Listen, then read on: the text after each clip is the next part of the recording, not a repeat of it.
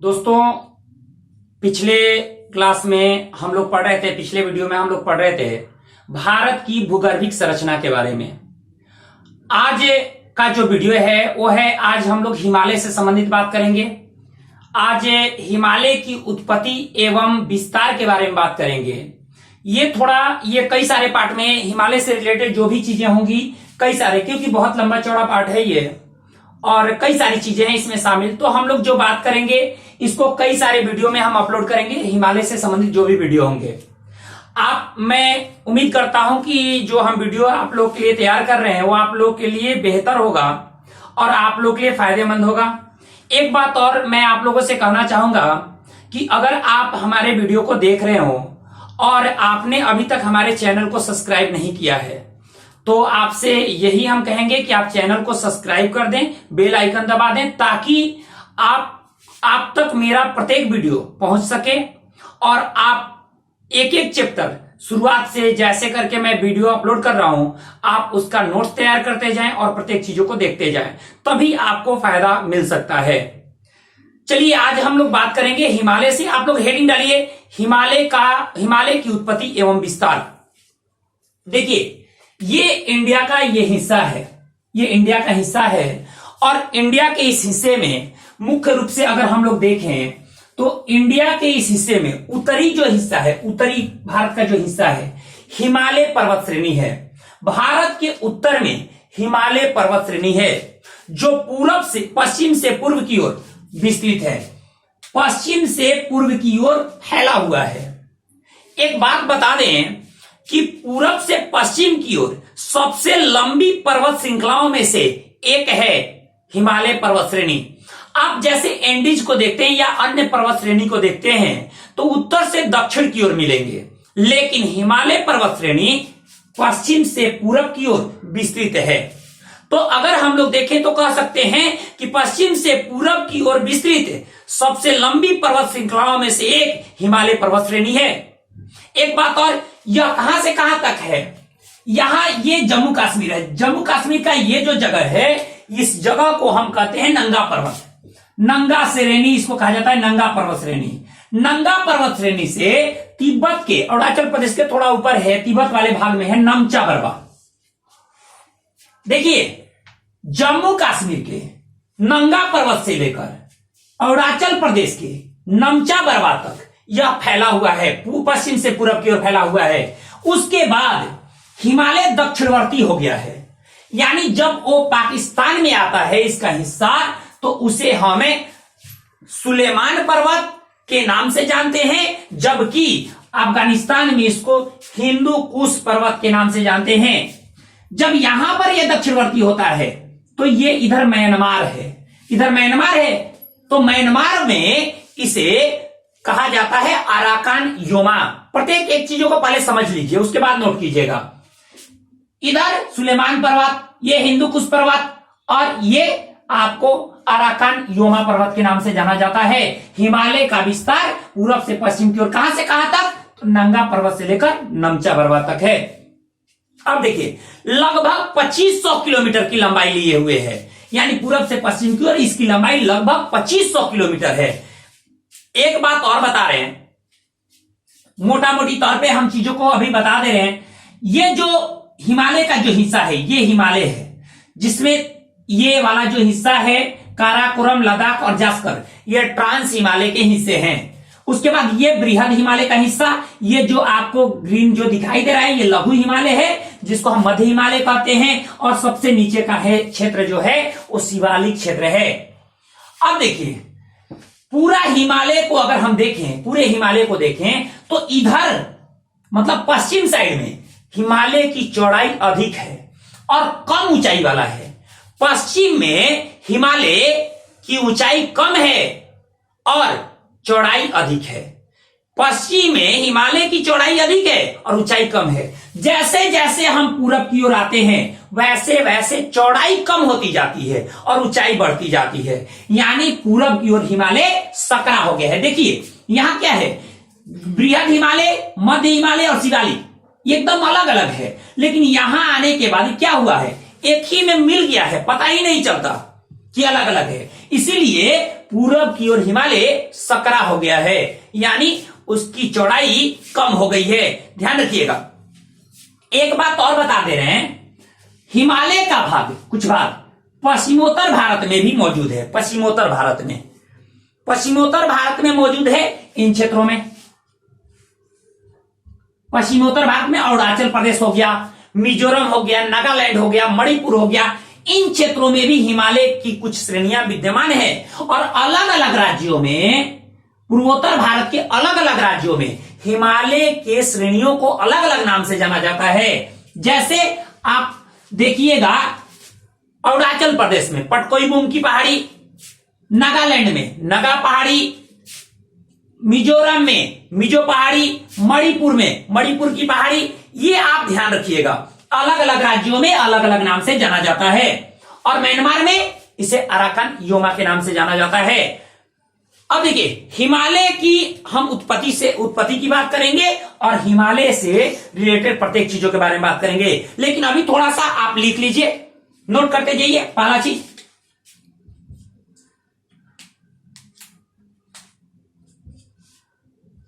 पश्चिम से पूर्व की ओर विस्तृत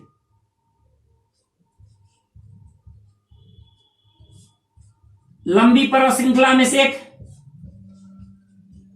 लंबी पर्वत श्रृंखला में से एक है हिमालय। अब देखिए, लंबाई कितनी है पूरब से पश्चिम? लगभग 2500 किलोमीटर। 2500 किलोमीटर लगभग लंबाई है। अब देखिए, अगला चीज हम क्या बताएं हिमालय के बारे में? अगला चीज क्या बताएं कि यह पश्चिम की ओर क्या है, पूरब से पश्चिम कहां से कहां तक है? तो पश्चिम में क्या है? यहां नंगा पर्वत, नंगा पर्वत से लेकर पूरब में नमचा बरवा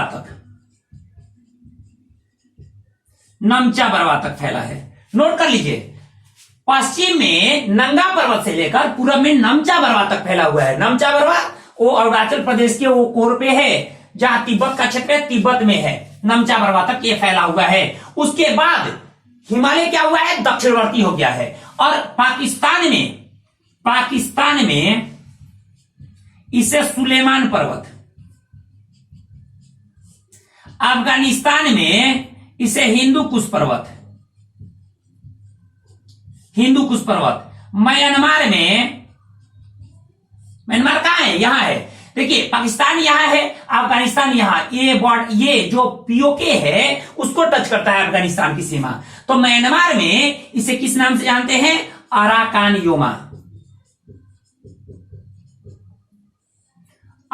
योमा के नाम से जाना जाता है। अब देखिए, इन सारी चीजों को आप नोट कर लीजिए।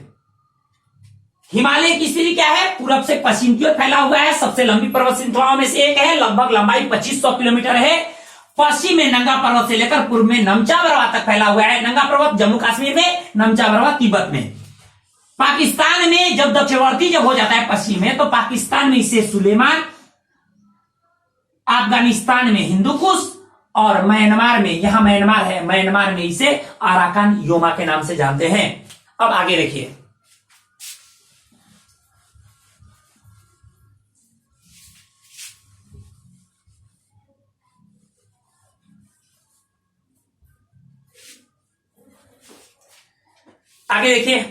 अब देखिए इसकी उत्पत्ति, हिमालय की उत्पत्ति। हेडिंग डालिए, हिमालय की उत्पत्ति। हिमालय की उत्पत्ति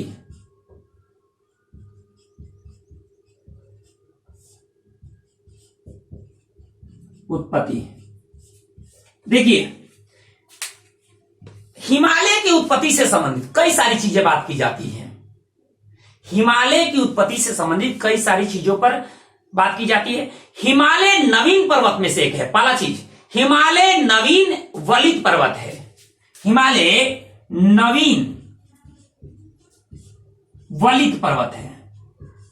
वलित कहिए या मोड़दार कहिए,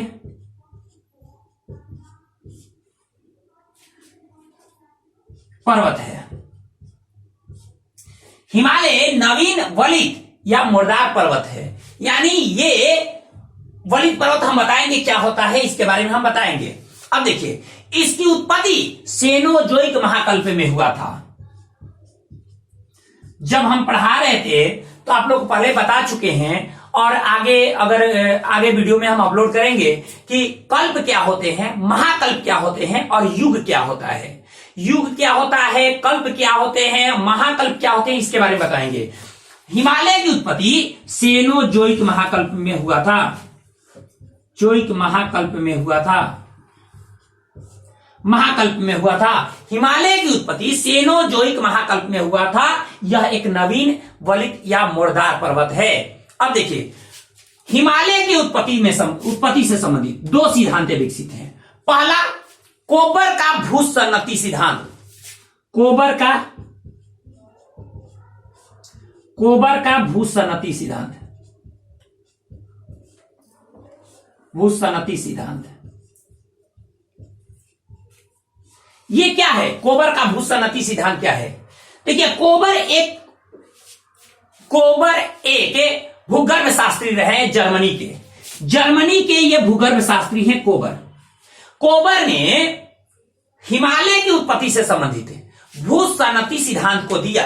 अब इस भूसन्नति सिद्धांत में क्या कहा कोबर ने, ध्यान दीजिए। कोबर ने यह बात कही कि जहां आज हिमालय है वहां पहले टेथिस सागर हुआ करता था। टेथिस भूसन्नति नाम दिया उस सागर नहीं कहा, भूसन्नति कहा। यानी ये मान लेते हैं ये आपका भूखंड हुआ, ये आपका एक भूखंड हुआ और आपका ये एक भूखंड हुआ। ये जो भूखंड हुआ ये इंडियन प्लेट का हिस्सा है। ये दक्षिणी हिस्सा है जिसको क्या नाम दिया गया, गोंडवाना लैंड। इसको गोंडवाना लैंड कहा गया, गोंडवाना लैंड। इसको गोंडवाना लैंड कहा। इसको कहा अंगारा लैंड, अंगारा लैंड।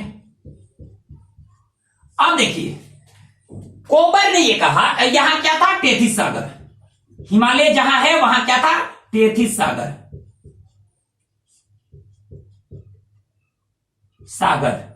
अब देखिए, गोंडवाना लैंड से और अंगारा लैंड से कई सारी नदियां कहां प्रवाहित होती थी, टेथिस सागर में गिरती थी। गोंडवाना लैंड से और अंगारा लैंड से कई सारी नदियां कहां गिर रही है, टेथिस भूसन्नति में। दोनों भूखंडों से नदियां कहां प्रवाहित हो रही है, टेथिस भूसन्नति में। अब जरा सोचिए, अगर मान लेते हैं कि ऐसे हम बना देते हैं,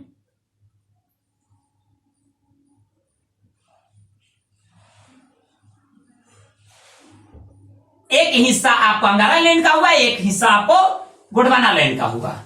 अब नदियां गिर रही हैं, तो नदियां जब गिर रही थी तो इसमें मलबे आए, क्योंकि नदियां कई सारे मलबे जो भी अवसाद होंगे उसको लेकर आएंगी। और इसमें क्या की कि नदियों ने इस टेथिस सागर को भरना शुरू किया। किससे? मलबों से। मलबों से जब भरना शुरू किया तो टेथिस सागर की स्थिति क्या हुई, तो टेथिस सागर ऐसा हो गया।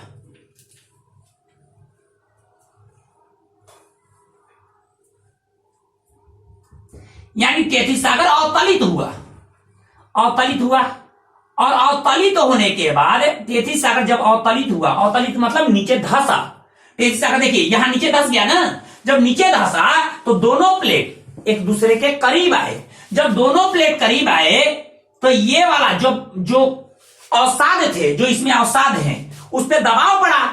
जब दोनों प्लेटों का दबाव पड़ा तो दोनों ओर दबाव के चलते दोनों ओर उन अवसादों पर, उन मलबे पर क्या पड़ी, मोड़ आने लगी। अब देखिए, इस हिस्से में मोड़ आने लगी, इस हिस्से में मोड़ आने लगी, और बीच का हिस्सा क्या रहा, थोड़ा सा ऊपर उठा। जो एक हिस्सा पर जो मोड़ आया ये हुआ हिमालय पर्वत, ये हिमालय हुआ। ये क्यूलुन हुआ, क्यूलुन। और ये जो हुआ ये तिब्बत हुआ, तिब्बत का पठार, तिब्बत पठार। ध्यान रखिएगा, ये कोबर ने, जर्मनी के भूगर्भ शास्त्री कोबर ने यह बताया कि जहां हिमालय है वर्तमान में, यहां क्या हुआ करता था, टेथिस भूसन्नति हुआ करता था, टेथिस सागर हुआ करता था। और ये जो टेथिस सागर है इसके एक तरफ मतलब दक्षिणी हिस्से में गोंडवाना लैंड और उत्तरी हिस्से में अंगारा लैंड था। नदियां इन दोनों भूखंडों से कहां गिर रही थी? टेथिस सागर में गिर रही थी। प्रत्येक ही चीजों को लिखते जाइएगा। नदियां दोनों ओर से कहां गिर रही थी? टेथिस सागर में गिर रही थी। नदियां गिरने के चलते नदियां क्या लेकर आएगी? अवसाद, मलबे लेकर आई और टेथिस सागर को भरने लगी। तो ये टेथिस सागर में जैसे मलबे भरे तो टेथिस सागर के नीचे वाले तल पर प्रेशर पड़ा, दबाव पड़ने के चलते ये वाला हिस्सा क्या हुआ? अवतलित हो गया, मतलब नीचे धंस गया। तो जब ये धंसेगा तो ये दोनों प्लेट क्या होंगे? एक दूसरे के नजदीक आएंगे। तो ऐसा ही हुआ, ये दोनों प्लेट नजदीक आए। जब दोनों प्लेट नजदीक आए तो मलबे जो थे, जो टेथिस भूसन्नति में जो मलबे थे, मतलब जो नदियों द्वारा बहाकर जो लाए गए थे मलबे, जो भर गए थे, उसमें क्या हुआ? दबाव पड़ा। दबाव के चलते दोनों तरफ मोड़ आ गए। मोड़ आए तो एक तरफ का मोड़ क्या हुआ? हिमालय हुआ और एक तरफ का मोड़ यहां क्युनलुन पर्वत है और बीच में तिब्बत का पठार हो गया। यानी बीच वाला भाग बहुत ज्यादा ऊपर नहीं उठा, ऊपर तो उठा लेकिन बहुत ज्यादा नहीं, केवल दोनों छोर के हिस्से ऊपर उठे और एक हिस्सा क्या कहलाया? ये कहलाया आपको क्या? हिमालय। और उसके बाद यहां पे बीच में क्या है? तिब्बत का पठार और यहां है क्युनलुन पर्वत। ध्यान रखिएगा। तो तिब्बत का पठार, क्युनलुन पर्वत और हिमालय के बीच स्थित है। ऊपर में देखिएगा क्युनलुन पर्वत, फिर यहां तिब्बत का पठार, फिर हिमालय पर्वत है। ये ऐसी स्थिति हो गई। ये कोबर ने ये बताया था कि दबाव के चलते अवतलित हुआ और अवतलित होने के बाद दोनों प्लेट एक दूसरे के नजदीक आए और ये इसमें मलबे में क्या पड़ा? मोड़ पड़ने लगा। हम बोले ना कि मलबे पर दबाव पड़ा तो मोड़ पड़ने लगा। इसीलिए हिमालय को मोड़दार पर्वत कहा जाता है, अर्थात वलित पर्वत कहिए या मोड़दार पर्वत कहिए, आप कुछ भी कह सकते हैं इसको। अब देखिए, बीच वाला भाग ऊपर उठा नहीं है, थोड़ा सा ऊपर उठा, लेकिन ज्यादा ऊपर उठा नहीं, पर्वत के रूप में नहीं आया, केवल एक पठार के रूप में रह गया। अब देखिए, इतना तो आप समझ गए। अब बात आ गई कि हिमालय की उत्पत्ति में कोबर का भूसन्नति सिद्धांत आप समझ गए। इसके बाद हिमालय की उत्पत्ति में हैरी हैस का प्लेट टेक्टोनिक थ्योरी भी महत्वपूर्ण माना जाता है। तो हिमालय की उत्पत्ति में दूसरा सिद्धांत लिखिए,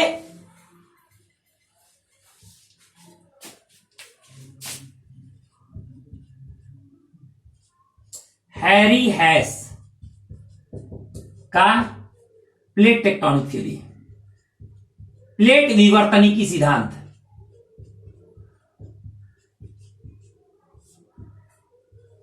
theory, plate tectonic theory, Harry Hess का प्लेट टेक्टोनिक थ्योरी हिमालय की उत्पत्ति से संबंधित अगला सिद्धांत है। ये आप प्रत्येक चीजों को नोट करते जाइएगा। अब देखिए, हैरी हैस का जो प्लेट टेक्टोनिक थ्योरी है, इसमें हैरी हैस ने क्या कहा? देखिए, हैरी हैस ने ये बात कही है कि जो हमारा भूपटल है, मतलब जो हमारा भूपर्पट्टी है, जो ऊपर का जो भूमि का हिस्सा है, उसमें नीचे 200 किलोमीटर की गहराई में जाते हैं तो दृढ़ भूखंड पाए जाते हैं। पृथ्वी के भूपटल के नीचे 200 किलोमीटर की गहराई में क्या पाए जाते हैं? दृढ़ भूखंड पाए जाते हैं, मतलब कठोर भूखंड पाए जाते हैं। उस दृढ़ भूखंड को प्लेट कहा जाता है। उस दृढ़ भूखंड को क्या कहा जाता है? प्लेट कहा जाता है। जब पृथ्वी के नीचे, भूपर्पट्टी के नीचे 200 किलोमीटर की गहराई में जाते हैं तो 200 किलोमीटर की गहराई में दृढ़ भूखंड पाए जाते हैं। उन दृढ़ भूखंडों को प्लेट कहा जाता है। ऐसे कुल पृथ्वी पे 6 बड़े प्लेट हैं और कई छोटे छोटे प्लेट हैं। उसमें आपको इंडियन प्लेट को देखिए, यूरेशियन प्लेट को देखिए, अफ्रीकन प्लेट को देखिए, ये सारे प्लेट क्या हैं? ये बड़े प्लेटों में हैं और कई सारे छोटे छोटे प्लेट भी मौजूद हैं। अब देखिए, ये प्लेट क्या है? अब देखिए, 200 किलोमीटर की गहराई में क्या है? दृढ़ भूखंड, जिसको प्लेट कहेंगे। उस प्लेट के नीचे पृथ्वी अभी तरल अवस्था में है, जिसको मैग्मा कहा जाता है, और ये प्लेट उसी मैग्मा के ऊपर तैर रहे हैं। ध्यान रखिएगा, मान लेते ये प्लेट हुए, ठीक है, ये प्लेट हुए, नीचे में क्या है? मैग्मा है। ये तरल पदार्थ है, जिसको क्या कहेंगे? मैग्मा कहेंगे। ये लिक्विड फॉर्म में है, इसको क्या कहेंगे? मैग्मा। अब देखिए, तो ये क्या, ये गति कर रहे हैं, ये प्लेट गति कर रहे हैं और पृथ्वी गोल है। तो पृथ्वी गोल है तो सपोज मान लेते हैं ये यहां एक और प्लेट है, एक प्लेट है। तो जब ये प्लेट गति कर रहे हैं तो कभी ये एक दूसरे से नजदीक आ रहे होंगे तो कभी दूर जा रहे होंगे। तो मान लेते हैं ये प्लेट इस प्लेट से दूर जा रहा हो तो इस प्लेट के तो ये नजदीक आ रहा है। तो जब दो प्लेट एक दूसरे से दूर जा रहे होते हैं तो इस क्रम में दो प्लेट एक दूसरे के नजदीक भी आते हैं। हैरी हेस ने यह बताया कि पृथ्वी के जो भूपर पट्टी है उसके 200 किलोमीटर के भीतर 200 किलोमीटर की गहराई में दृढ़ भूखंड पाए जाते हैं जिसको प्लेट कहा जाता है। और ये प्लेट गति करते हैं, मैग्मा के ऊपर तैर रहे हैं और इनमें गतिशीलता होती है, ये गति कर रहे होते हैं। होता यह है कि जब ये गति कर रहे होते हैं तो दो प्लेट अगर एक दूसरे से दूर जा रहे हो तो कोई दो प्लेट एक दूसरे के नजदीक भी आते हैं। जैसे ये इसके दूर जा रहा है तो एक बात जरा सोचिए, ये इसके नजदीक आ रहा है ना, इससे तो दूर ये हो रहा है लेकिन इसके ये नजदीक आ रहा है क्योंकि ये इससे भाग रहा है तो नजदीक आ रहा है। तो ये क्योंकि पृथ्वी गोल है, आप जानते हैं इस चीज को। तो ऐसी स्थिति में क्या होता है, कभी कभी प्लेट एक दूसरे के नजदीक आते हैं। अब देखिए हैरी हेस ने कहा क्या हिमालय के उत्पत्ति से संबंधित। हैरी हेस ने कहा कि ये क्या हुआ, ये हुआ यूरेशियन प्लेट, यूरेशियन प्लेट, ऊपर का यूरेशियन प्लेट, नीचे में इंडियन प्लेट, इंडियन प्लेट। देखिए इंडियन प्लेट ये केवल यहां से है, ठीक है। इंडियन प्लेट आया कैसे, ये कहां से आया, अफ्रीका से टूट कर आया। अफ्रीका महाद्वीप जो है ना, अफ्रीका का जो अफ्रीकन प्लेट है उससे ये टूट कर और उत्तर पूर्व की दिशा में गतिशील हुआ। इंडियन प्लेट अफ्रीकन प्लेट से टूटने के बाद उत्तर पूर्व दिशा की ओर गतिशील हुआ। ये प्लेटों की गतिशीलता किसने बताई थी, हैरी हेस ने। अब जब उत्तर पूर्वी दिशा की ओर गतिशील हुआ तो ये इंडियन प्लेट गति कर रहा है। अब देखिए यहां क्या है, यूरेशियन प्लेट से हैरी हेस ने भी ये बताया था कि जहां आज हिमालय है वहां टेथिस सागर हुआ करता था। जो बात कोबर ने कही वही बात इसने भी कही कि वहां टेथिस सागर हुआ करता था। लेकिन इसने क्या कहा कि यूरेशियन प्लेट यहां इसके उत्तर में है, दक्षिण में क्या है, इंडियन प्लेट। दोनों प्लेटों से नदियां प्रवाहित हो रही हैं और कहां गिर रही है, टेथिस सागर में। टेथिस सागर में जब गिर रही है तो ये मान लेते हैं टेथिस सागर हुआ, ये वाला हिस्सा टेथिस सागर हुआ, ये दोनों तरफ के प्लेट हुए, नदियां गिर रही हैं। तो नदियां जब गिर रही हैं तो इसमें क्या अवसाद या मलबे लेकर आ रही हैं, अवसाद या मलबे लेकर आ रही हैं। जब ये अवसाद और मलबे जब इसमें भरते गए, भरने के साथ साथ क्या स्थिति हुआ कि ये प्लेट, इंडियन प्लेट तो गति कर रहा है क्योंकि सभी प्लेट आप गति कर रहे हैं, गतिशीलता है इसमें। तो जैसे इंडियन प्लेट उत्तर पूर्व दिशा की ओर गतिशील हुआ तो इस पर क्या हुआ, इस पर दबाव पड़ा। मतलब जो उसमें मलबे थे टेथिस सागर में उस पर दबाव पड़ा। जब टेथिस सागर के मलबों पर दबाव पड़ा तो क्या हुआ कि दबाव पड़ने के चलते दोनों तरफ ये भाग उठ गए और बीच का भाग क्या हुआ, ऊपर उठा, लेकिन बहुत ज्यादा ऊपर नहीं उठ पाया। अब देखिए यहां पर हम क्या बताए कि इसमें प्लेट गति कर रहा है और उसमें क्या बताया, अवतलित हुआ, तब जाकर प्लेट एक दूसरे के नजदीक आए। अब ये क्या स्थिति रही कि यहां पर मोड़ पड़ा, यहां पर मोड़ पड़ गया, बीच का भाग ऊपर उठा लेकिन बहुत ज्यादा ऊपर नहीं उठा। तो जो ये दोनों तरफ मोड़ पड़े तो एक भाग क्या हुआ, हिमालय, और जो दूसरा भाग ऊपर उठा उसको क्यूनलुन, क्यूनलुन। हिमालय इंडिया तरफ हो गया, ये क्यूनलुन चाइना तरफ हो गया, और बीच में क्या रहा, तिब्बत का पठार। ये भाग तिब्बत का पठार हुआ, तिब्बत पठार। यानी ये हैरी हेस का प्लेट टेक्टोनिक थ्योरी है जिसने जो हिमालय की उत्पत्ति से संबंधित बातें कही गई है। अब देखिए ये तो आप समझ गए कि हैरी हेस का जो प्लेट टेक्टोनिक थ्योरी है ये मुख्य रूप से, जो हैरी हेस का जो प्लेट टेक्टोनिक थ्योरी है मुख्य रूप से प्लेटों की गतिशीलता पर आधारित है कि प्लेट गति कर रहे हैं और इनके गति के चलते मलबे पर दबाव पड़ा, तब जाकर हिमालय और क्यूनलुन जैसे पर्वत की उत्पत्ति हुई। इन सारी चीजों को आप नोट कर लीजिए और आप प्रत्येक चीजों को आप एक एक करके नोट करते जाइएगा, तभी आप लोग के लिए ये उपयोगी होगा। आज के इस वीडियो में हम इतना ही रखेंगे। हम अगले वीडियो में एक नए टॉपिक के साथ हिमालय के आगे की जो भी विस्तार है, हिमालय का टॉपिक चलेगा अभी 5-6 वीडियो तक हो सकता है। तो कई सारी चीजें हैं, उच्च चोटियां हैं, इसका विस्तार है, सबकी जो विशेषताएं हैं, सबके बारे में मैं बताऊंगा। एक एक करके मैं बताते जाऊंगा। आप प्रत्येक चीजों को नोट करते जाइए और हमारे इस जो भी हम वीडियो अपलोड करते हैं, आपको अगर बेहतर लगता है तो आप कमेंट जरूर करें, आप इसको शेयर करें ताकि आपके जो भी फ्रेंड सर्कल में हो, सब तक जिसको जरूरत हो उन तक इसकी पहुंच हो। और वो अगर आप लोग देख रहे हैं तो मैं पहले ही बोल चुका हूं शुरुआत में कि आप चैनल को सब्सक्राइब जरूर कर दें। धन्यवाद।